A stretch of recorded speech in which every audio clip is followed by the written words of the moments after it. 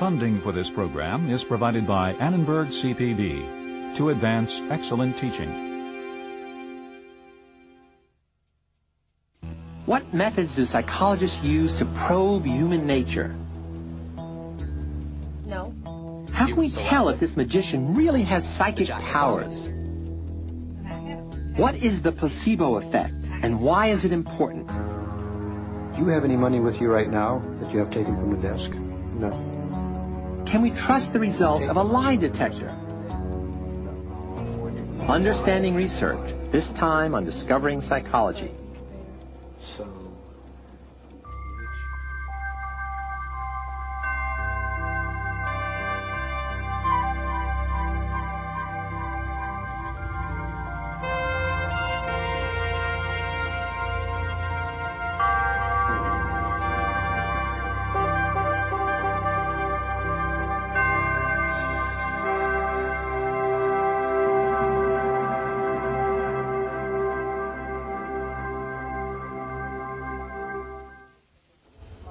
Psychologists face a difficult task when they set out to understand the nature of behavior and the workings of the brain and mind. This researcher is trying to draw an accurate picture of the brain's electrical activity associated with different mental illnesses. But he and his colleagues have one strong ally that makes success possible: the scientific method, a set of general procedures for gathering and interpreting data. To be accurate, data must be collected from carefully controlled observations and measurements. And other researchers working independently must be able to obtain the same results using the same methods. What kinds of places do you usually go to when you want to meet somebody either that you want to have a relationship with? Interviews, surveys, questionnaires, and psychological tests are some of the methods psychologists use to explore our personalities, values, talents, and the effects of our environment. Take, for example, the work of psychologist Christina Maslach of the University of California at Berkeley. She applies research methods to study job burnout, where stress, lack of support, and negative self-evaluation impair job performance and personal well-being. Dr. Maslach uses psychometric research, a system of developing a standardized method for collecting data and assessing psychological phenomena. This is research that started in the real world.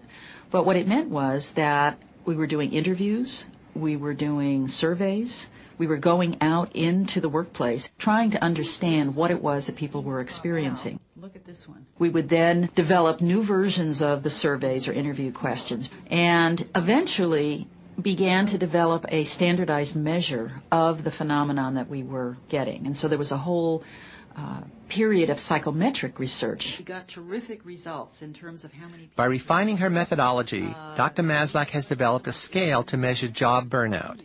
The scale is a practical implementation of her research that she brings into the workplace to assist others in making their work environments more effective.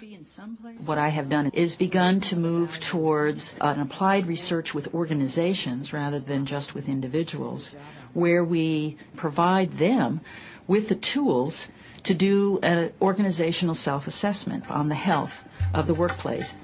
One of the exciting things about going out and working in these different organizations or doing the interviews is that I always come back with some new insights or new questions, and that kind of fuels the research. It's exciting to be able to see this process, this partnership go back and forth, so you think we're making progress. We're actually learning something that is making a difference for people. By adapting her research to address the concerns of our workplace environments, Dr. Maslach demonstrates that real life is one kind of laboratory where both the subjects and the researcher reap the benefits. Some psychologists conduct experiments in laboratories like this one, designed for carefully controlling conditions and measuring behavior. The laboratory is one place where scientists test hypotheses, that is, predictions of how two or more factors are likely to be related. To test a hypothesis, researchers randomly assign some subjects to an experimental group which receives the treatment. Other subjects are assigned to the control group that does not receive the treatment. The results are then compared. Other research is carried out in the field, where naturally occurring ongoing behavior can be observed. This researcher is studying how the social behavior of baboons affects their health.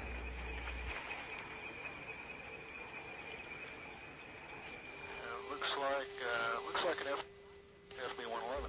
Psychological research is also conducted in locations as unusual as this Air Force flight simulator. One of the most important tasks you can be asked to perform as a fighter pilot is to visually identify features and markings on another airplane. If you'd look at the aircraft, cover your left eye, and read what you see, please. All right. F, D, T, L, T. Wherever it happens and whatever methods are used, basic psychological research carried out scientifically gives us a good shot at the truth. And if we understand how these researches separate fact from fiction, perhaps we too can avoid some of the pitfalls of faulty reasoning and unwarranted conclusions in our everyday lives. The point here is not to make you all practicing psychologists, but to make you better consumers of would-be facts and theories, especially those you take for granted. One of the most remarkable things about us humans is how many of our beliefs we accept without question. These beliefs form a subjective reality that can influence how we perceive the world. They can affect our everyday plans, whom we choose to associate with and trust, and even our health.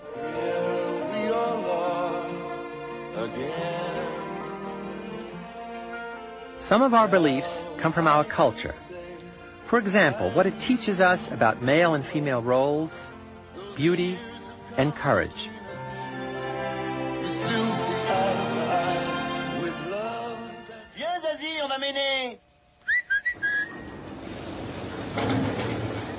And each culture has its own belief systems and sense of humor. Lactel, les mamelles de la France. Other powerful beliefs come from each individual's experiences and motivations, developed through personal interaction with the world. Our individual experience may also include the learning of critical thinking skills, so that we can test our beliefs against scientific understanding. What did you decipher the main ideas from what you read? They danced around the fire, louder and louder and faster and faster. If we don't learn how to think critically, we may believe in the unproven and the unexplained.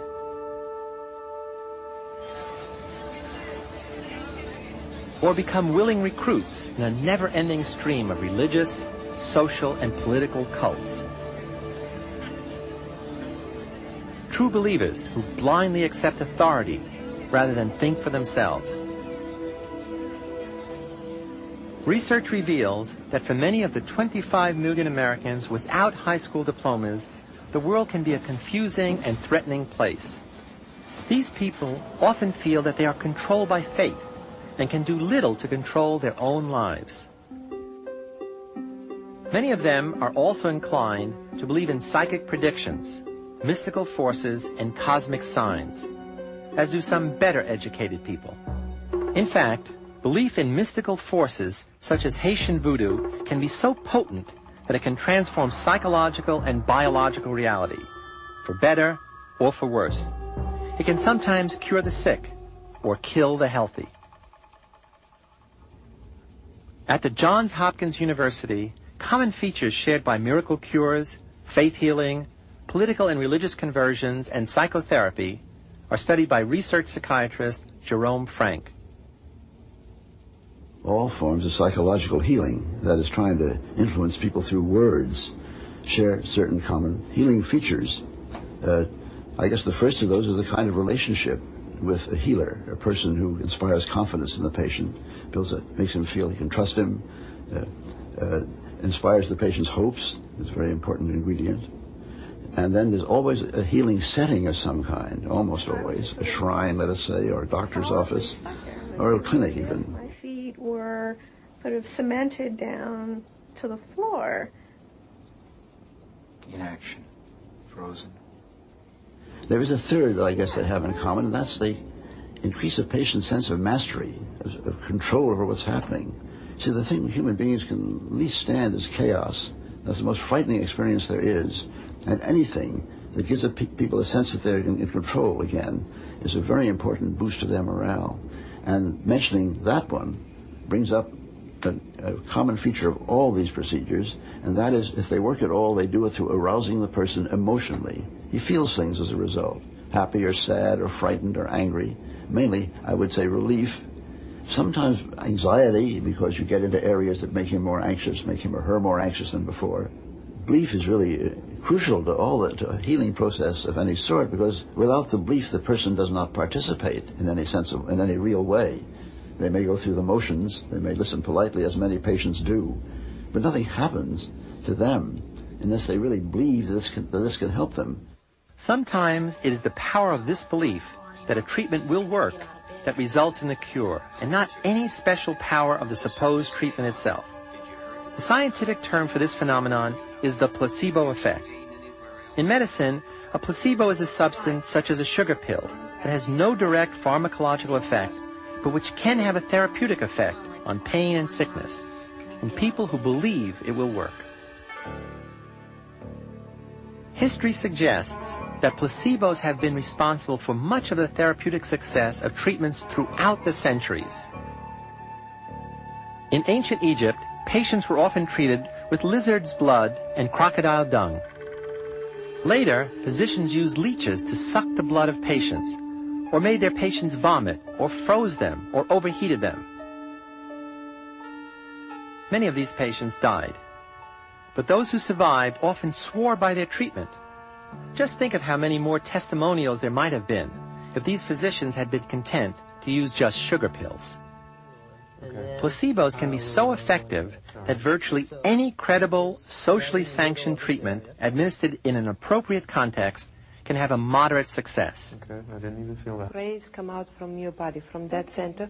Even the mere believable suggestion that a treatment will work is sufficient to make about 1/3 of sick people feel better, according to recent studies. You can imagine, though, how the placebo effect complicates the job of a researcher. How do you know whether it's a specific treatment that's working or just the fact of being given any treatment? One solution is what's known as the double-blind procedure. You give some subjects the real treatment and others the placebo, and don't tell them which is which. In fact, even the researcher or therapist giving out the treatment can't know, so the results won't be biased. Sometimes, of course, the problem isn't bias, but outright fraud. Every year, so-called miracle healers deceive thousands of sick people. These charlatans want to make money, not provide cures. Unexplained phenomena, especially if you don't look too closely, are the foundation of alleged psychic powers, miracle cures, UFOs, and all sorts of crackpot theories. But they're also the professional magician's stock and trade. So for some tips on explaining the unexplainable, we turn to a man who always has something up his sleeve, the amazing Darrell Bem. I would like to present a demonstration of mind reading, not one in which I read someone else's mind, but one in which Lisa attempts to read my mind. I have here a set of cards. I have one of the cards in mind. You do not know which one that is. I want you to concentrate and then touch any particular card that appeals to you. This card. Okay, do you care to change your mind? No. You have selected the Jack of Diamonds. Believe it or not, you have read my mind, and you have read my chest. Can we conclude that a psychic event has taken place? What would a psychologist say? Let's ask Darrell Bem. In real life, I'm a psychologist, not an illusionist. And as any psychologist can tell you, the demonstration you've just seen is the worst way to do an experiment. Nevertheless, it enables me to mention some of the things that a psychologist would use to safeguard the hypothesis that's being tested. Let us suppose that psychologists did want to test the hypothesis that Lisa and I did have some kind of psychic communication. Before one could even entertain such a hypothesis, one would first have to rule out two other possibilities. The first one you rule out is that it was merely chance, that only chance was operating. We had 6 cards in this case. By pure coincidence, it could have been 1 out of 6. Would that have convinced you? It wouldn't have convinced psychologists either. Let us suppose that the psychologists have now ruled out that the demonstration you saw was just due to chance. Again, we are not ready to conclude that what you have seen is something psychic, because there are many alternative possibilities. If this were to be done as an actual experiment, I would never be permitted to be in the same room with Lisa. These are called procedural controls, and that is the second thing that a psychologist always tries to do, rule out alternative hypotheses. Another safeguard that we didn't put into place was that I didn't tell you ahead of time what the hypothesis was. I told you that we had psychic communication, but I didn't tell you which card would constitute evidence for that psychic communication. Did you notice that it wasn't until she had turned over the Jack of Diamonds that I announced that that was the correct card and showed you my T-shirt? Perhaps it occurred to you that I have 52 T-shirts. Not actually, but I did something quite comparable. Suppose, for example, that she had not selected the Jack of Diamonds. Suppose instead that she had selected a different card, the 5 of Clubs. Since she didn't know the plot line ahead of time, I simply would have said, that's exactly the card I was thinking of, the 5 of Clubs. And so I would have been correct even if she had selected that one. Suppose she had selected a different card, the 4 of Spades. In that case, I simply would have said, that's exactly the one I was thinking of. And so forth. And so, in fact, there was never any possibility. The chance was operating. I don't leave things to chance. But a psychologist who well designed an experiment would have ruled out all of these things. Here's where experimental research comes in. When a number of factors might be responsible for an observed effect, and we want to know which one deserves the credit, then we have to do an experiment. The essence of an experiment is systematic manipulation or variation of one or more factors while holding constant all the others that might be important. The effects of these manipulated events on some behavioral reaction are then assessed. So even when we know a dramatic change has occurred, we can't assume to know why. 20 over 80. You did? And we also have to resist the temptation to conclude that things that are correlated, that occur together, are causally related. Many things that seem to be related as cause and effect aren't. Often it's a third factor that's causing the other two. For instance, when we learn that children's grades on achievement tests go down as the number of hours they spend watching television goes up, we can't conclude that TV causes bad grades, or that the key to better grades is parents turning off the TV set. Instead, it could be that less able students watch more television because they don't like school and homework, in which case, being less able causes their bad grades. Good students may also watch a lot of TV. Another potential problem in analyzing data comes from using small samples to draw significant conclusions. At the moment, just the phenomenon. Just the phenomenon itself, if you can demonstrate it reliably. Psychologists typically measure a few responses of a small number of subjects in experiments and try to infer something important about human or animal behavior in general. To reduce the possibility of errors, researchers start out with a sample of subjects that is representative of the larger population from which the sample was drawn. The best way to assure this is to draw randomly, by chance. Otherwise, the research may be seriously flawed. Consider Women and Love, a controversial study of women's attitudes towards sex and marriage, which made headlines across the country. According to the author of the study, Cher Haidt, 98% of married women said they were dissatisfied with some major aspect of their relationship, and 75% said they had had extramarital affairs. But only 4% of the women who received Haidt's survey had mailed in their responses. And these women may well have been motivated to reply because they were unhappy, making the sample hopelessly biased. When the same questions that Cher Haidt asked were posed to a sample of women who were randomly selected, the results were very different. According to a survey by ABC News and the Washington Post, 93% said they were satisfied with their relationships, and only 7% reported having affairs.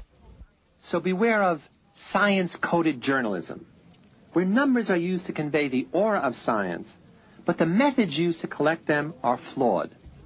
And while we're at it, let's beware of pseudo-scientific technology as well.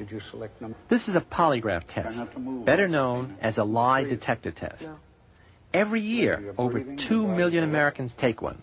But does it work? Psychologist Leonard Sachs of Boston University is an expert on the use and misuse of polygraphs. Unfortunately, hundreds of thousands, millions of people are subjected to these tests. It determines whether they get jobs, it determines whether they go to jail, it determines whether they get custody of their children, it determines whether they can work in the most important positions in our government, in the most sensitive positions in our government. And the problem is that the test doesn't work. It's not a valid test. It can be defeated. It can be wrong. Is today May 26th? Yes. The instrument that's used as a polygraph measures some very simple measures of what's called autonomic arousal. Person's heart rate, person's sweating, and the rate of breathing. No. The tester asks a number of control questions where the subject is assumed to tell the truth. The subject's arousal is then compared to his arousal in response to relevant questions where he may be lying. Have you ever taken something that didn't belong to you before? No. People who lie are sometimes nervous, and sometimes their heart goes faster, and sometimes they sweat more. But it's also true that people who are just concerned about an issue show the same reactions. Vice versa, it's also true that people who lie sometimes don't sweat, don't have their heart racing, and so there's no direct connection and there's no unequivocal connection between lying and these physiological states of arousal. Recently, Congress asked Sachs and his colleagues to test the validity of lie detectors. Sachs set up an experiment where subjects were allowed to take money from a desk drawer. They were then given a lie detector test. If they could pass the test, they could keep the money. No. Do you have any money with you right now that you have taken from the desk? No. Some subjects were told that any lie detector can be deceived. Others were told that this lie detector was always accurate. The results were clear. Those who believed that the polygraph test did not work were able to deceive it. Those who believed it worked were for the most part caught, and some innocent subjects failed the test. No. A polygraph is a prop. It's a theatrical device, if you will. If a polygrapher can convince the subject, and they're very good at convincing people, if they can convince the subject that the test works, if the subject is guilty, they're going to be nervous. They're going to think that they can be detected. If, on the other hand, the subject knows that this is just theater, that the polygrapher can't really tell what they're thinking, they're not going to be afraid. They're not going to be nervous about being caught. Clearly, getting at the truth is a difficult proposition. But fortunately, there are a few guidelines we can follow to avoid the most common pitfalls. First, find out who the subjects were in any study, how many of them participated, and how they were selected. Avoid the assumption that two things that go together are cause and effect. Correlation is not necessarily causation. Remember that seeing isn't believing if important information might be kept from you. Question any data that aren't collected using the rigorous procedures of the scientific method. Any conclusion about human behavior is only as good as the data on which it is based. Keep in mind the power of placebos to alter reality. Restrain your enthusiasm for scientific breakthroughs until the results have been replicated by other researchers. And above all, beware of people claiming absolute truth and simple solutions for the many uncertainties and complexities of human nature.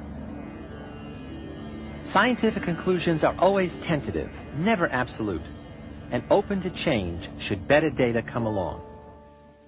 In our next program, we're going to use our critical thinking to explore the very core of psychology, the brain. It's the biological base of all our actions, thoughts, and feelings. It's the hardware that controls the most noble deeds of the most advanced species on Earth and the most primitive instincts of the simplest animals. The brain and behavior. Next time on Discovering Psychology. I'm Philip Zimbardo.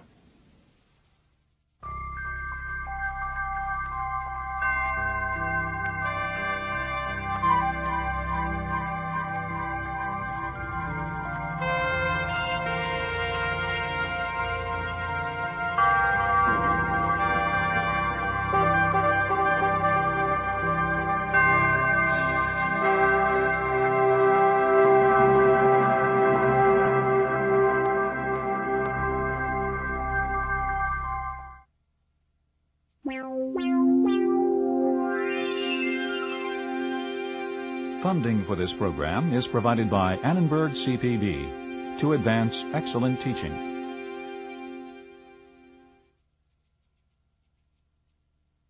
For information about this and other Annenberg CPB programs, call 1-800-LEARNER and visit us at www.learner.org.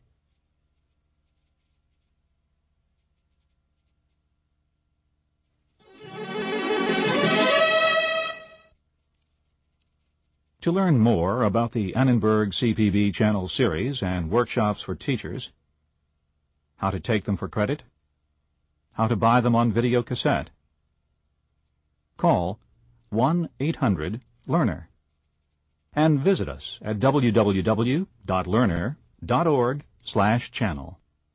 The Annenberg CPB Channel.